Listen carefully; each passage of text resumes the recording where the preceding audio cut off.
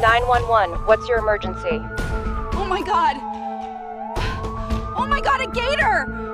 There's a gator! Ma'am, calm down. What is your location? What is happening? Spanish Wells. I'm at the lagoon on Windward Drive. It's got a woman. It's dragging her. The dogs are they're just standing there, barking, and it's pulling her under. Oh, please, she's gone. She's gone. Some places look like paradise. They're manicured and perfect, with emerald green lawns and tranquil mirror-smooth lagoons. You build your dream home there, a fortress against the chaos of the outside world, where the only dangers are a missed golf swing or a forgotten grocery list. You let your guard down, because why wouldn't you? Everything here is safe. Everything is controlled. But that's a dangerous illusion, because beneath the surface of that peaceful water, in the shadows of the palmetto trees, a monster waits, an apex predator that has stalked these lands for millions of years.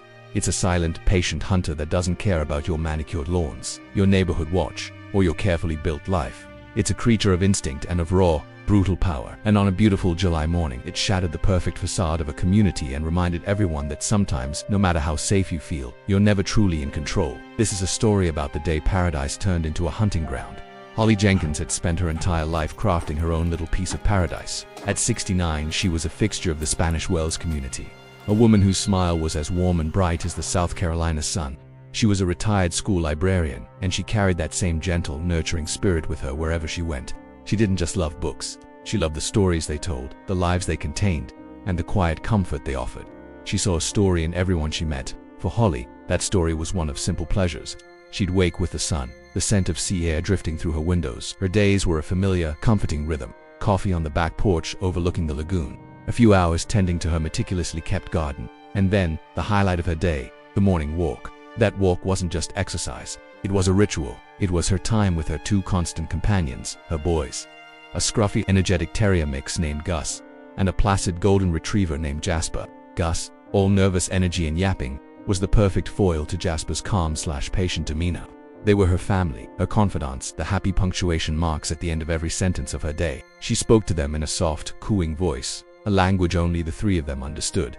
"Good morning, my sweet boys," she'd say, clipping their leashes. "Time to go see the world."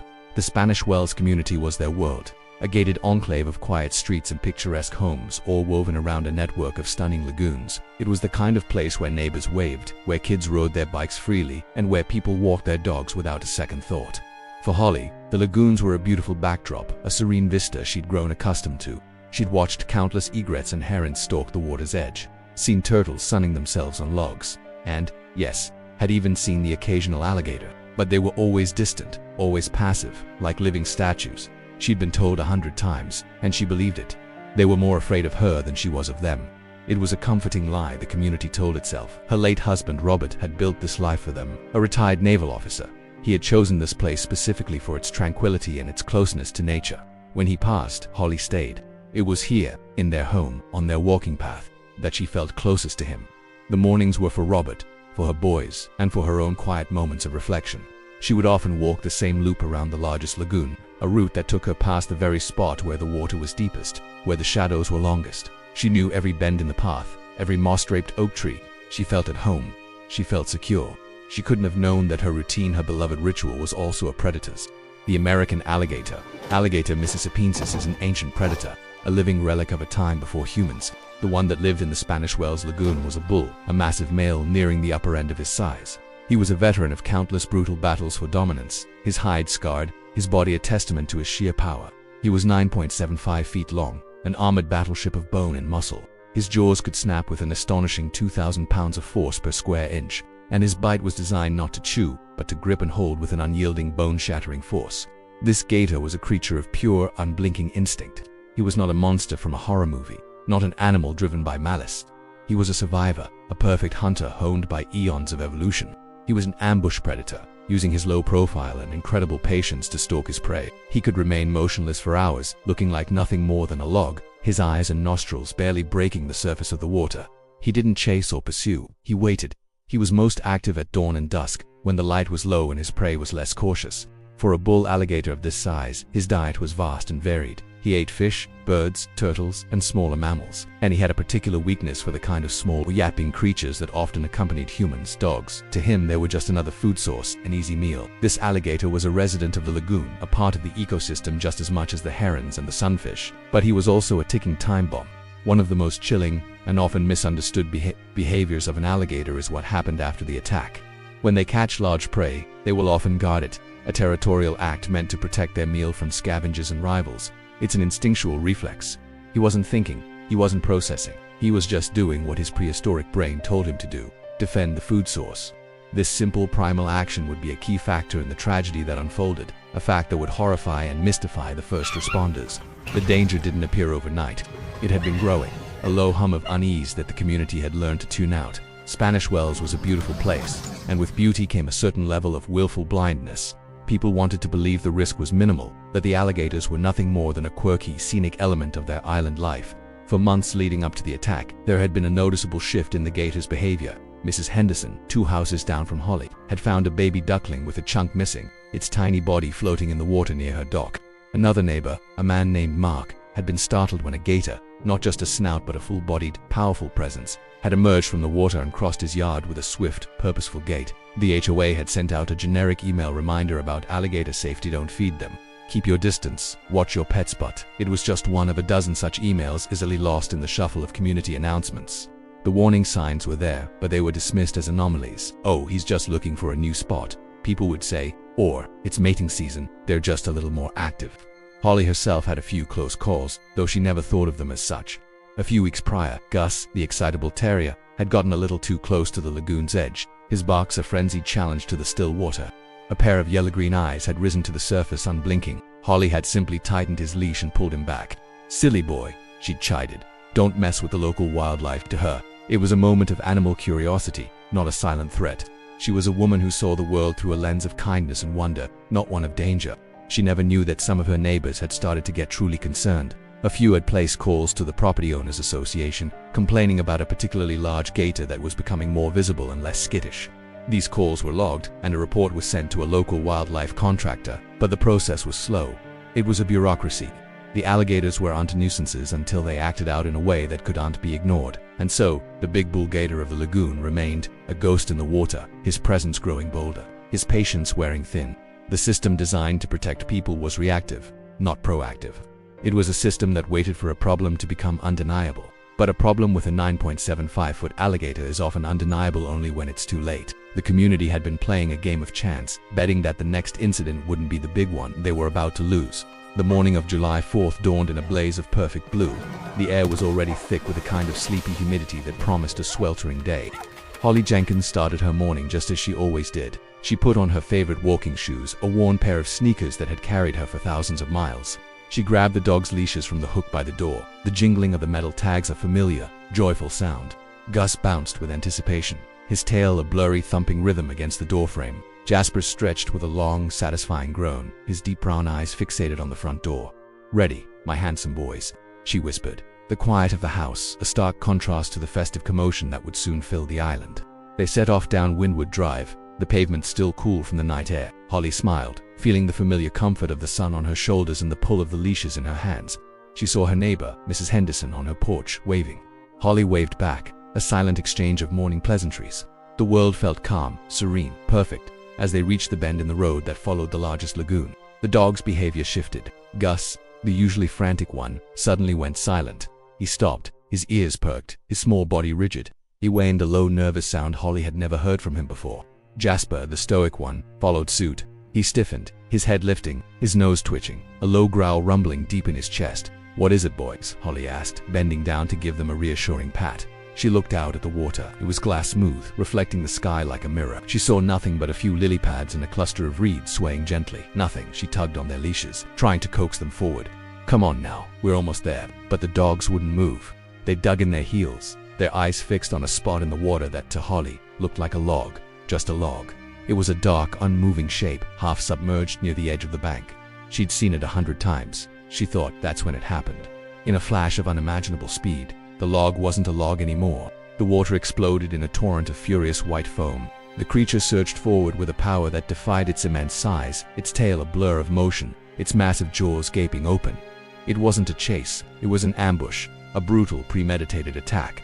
The dogs were first. The gator's eyes were fixed on the frantic terrier, Gus, who had been barking and pulling. But the leash that Holly held, the very thing meant to keep him safe, was what sealed her fate. The gator missed Gus, but its teeth, like a vice of pure iron, clamped down on something else. The leash, the fabric, the leather, the very connection to her dog, was now the weapon. Holly screamed. It was not a sound of pain, not yet. It was a scream of pure, horrified disbelief. The gator twisted, a powerful wrenching motion that tore the leash from her grasp. Gus's harness ripped off, scrambled backward, his high-pitched yelps now a sound of frantic escape. Jasper, the golden retriever, was frozen for a split second. His ears laid flat against his head before he too bolted away from the water. But Holly's momentum, her desperate attempt to pull back, had been too much. The gator's powerful lunge had knocked her off balance. She stumbled, falling forward into the shallow, muddy water at the lagoon's edge. The world became a maelstrom of splashing and struggle. The gator, its primal hunting instinct now fully engaged, seized the opportunity. It latched onto her leg, its grip a horrifying, bone-crushing force. The world went silent for a moment for Holly, the noise replaced by a shock of cold, then the searing white-hot pain. The water turned a murky red. She struggled, a futile, desperate fight, kicking and flailing. But the gator's powerful muscles were already at work. It initiated the death roll. She was spun, a sickening, violent rotation in the water. The mud, the reeds, the sky, all spun into a dizzying, terrifying vortex. Her head struck the bank with a sickening thud, a blunt force trauma that would later be noted in the coroner's report. The water filled her lungs, a burning, suffocating invasion that choked off her last breath. The struggle was brief, brutal, and utterly final. She was gone. The gator, its meal secured, let go for a moment, and her body floated, face down, in the serene water. Then, the last, chilling act. The alligator emerged from the water, dragging itself partially onto the bank. It lay there, a dark, motionless silhouette in the mud, its cold, reptilian eyes fixed on the body. It was not a monster standing over a victim. It was a predator, guarding its territory and its prize. It was the moment a living, breathing being became a piece of meat. And for a full, horrifying 20 minutes, the monster stood sentry, a testament to the brutal finality of nature. The barking dogs, now a safe distance away, could only watch and whine. The 911 call came in at 9:30 a.m. The dispatcher, used to calls about downed power lines and stray cats, was initially skeptical. But the sheer terror in the witness's voice was impossible to ignore. A single unit from the Beaufort County Sheriff's Office was dispatched, followed by a local fire rescue team. The incident was coded as animal attack. Female victim. The officers, veterans of many a strange call, thought they were responding to a dog bite, or maybe a deer attack. They had no idea what they were walking into. Deputy Greg Evans was first on the scene, pulling his cruiser up to the manicured lawn of a house on Windward Drive. The first thing he saw were the dogs. Two of them, a golden retriever and a small terrier, were barking frantically, their tails tucked, their bodies trembling. They were alone. The second thing he saw was the small dark figure floating in the lagoon. The third thing he saw was the alligator. The gator was on the bank, half in the water, a massive, unmoving shape. It was positioned directly between the deputy and the victim, its powerful tail flicking a few inches to the side as if to remind him of its presence. It wasn't moving to attack. It was simply there, waiting, protecting. "My God," Deputy Evans muttered into his radio, his voice low with disbelief. "This is not what we thought. We have a confirmed alligator. It's guarding the victim's body. We can't approach." The scene became a tense, frustrating standoff. Fire, rescue, and EMS vehicles arrived, their flashing lights an absurd, jarring spectacle against the backdrop of the quiet, wealthy community. Paramedics stood by with their stretchers and kits, useless, their skills and equipment rendered moot by a prehistoric beast. A crowd of shocked neighbors began to gather at a safe distance, their faces a mixture of disbelief and horror. They pointed, whispered, and some wept, covering their mouths in a silent tableau of shared trauma. A call was placed to the South Carolina Department of Natural Resources, SCDNR, the only authority with the power and equipment to deal with such a creature. The conversation was brief and to the point. The gator had to be put down. Relocation was not an option for a creature that had lost its fear of humans and had tasted human flesh. The decision was not made lightly, but it was the only option. It was a matter of public safety. The SCDNR trapper arrived with a small team. They moved with a chilling calm, their professionalism a stark contrast to the chaos and grief of the scene. They set up their lines, their snares, and their rifle, all while the gator remained a silent, unblinking sentinel. After a strategic approach, they managed to get a line around the gator's head. The massive animal, feeling the sudden constriction, thrashed and bellowed, its guttural roar a primal sound that echoed across the lagoon and the still-stunned neighborhood. The sound was an alien, terrifying noise, a reminder that they were not in control, that this was not their world. The trapper, with one final, deliberate shot brought the creature down. Only then, with the gator motionless and the threat neutralized, could the paramedics and deputies approach the body. It was a grim task. They waded into the murky water, the silence now deafening, and gently pulled Holly's body from the lagoon. The dogs, Gus and Jasper, had returned. They stood at the edge of the police tape, whining, their quiet distress a more profound sound than any scream. They had survived, but they had lost their person. The story exploded. By the afternoon of July 4th, it was a national headline. The Spanish Wells community, normally a quiet, anonymous part of Hilton Head Island, was now a focal point for media helicopters and news vans. Reporters spoke to shocked neighbors who offered the same bewildered phrases. "She was such a lovely woman. It's a beautiful place. You never think this will happen, and we see them all the time. They've never been a problem." The narrative was simple, a terrifying slice of life. Retired woman, walking her dogs in a suburban paradise, attacked and killed by a prehistoric beast. The autopsy results were released a few days later, painting a clinical but horrifying picture. Holly Jenkins died from drowning and blunt force trauma, with multiple alligator bites. The coroner's report confirmed the community's worst fears. The attack itself, the initial lunge, had been the killing blow, a quick, brutal end. The bites were the result of the animal securing its prey. It was a small but crucial distinction. The alligator itself was taken for a necropsy by SCDNR officials. The public wondered if it had been fed, if a neighbor's carelessness had led to this tragedy. The results came back clean. The gator's stomach contained no human food. Its actions were not a result of human conditioning, but pure, unadulterated instinct. The news was both a relief and a chilling condemnation. It meant this wasn't an isolated, man-made problem. It meant the danger was inherent, a part of the landscape itself. The community went into a state of mourning mixed with a simmering panic. The Spanish Wells Property Owners Association held an emergency meeting. They promised to increase signage, to send more educational materials, to be more vigilant. But what could they do? The problem wasn't a lack of warning. The problem was that people had grown comfortable. They had grown complacent. Public reaction was swift and varied.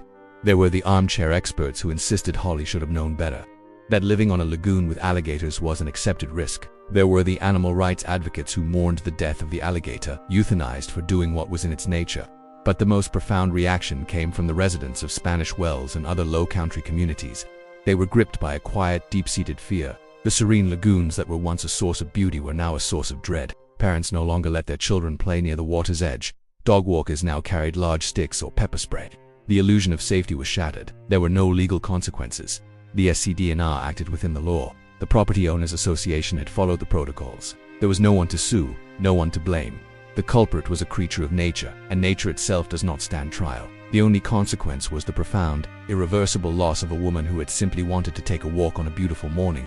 Holly Jenkins' story is a tragedy, a stark reminder that even in our most controlled, domesticated spaces, we are not the masters of our domain. The American alligator is not a villain, not a monster in the classic sense. It is a perfect, ancient machine, and it does not distinguish between a human being and any other prey. It just sees an opportunity. The true horror of what happened that day wasn't just the attack itself, but the chilling stillness that followed.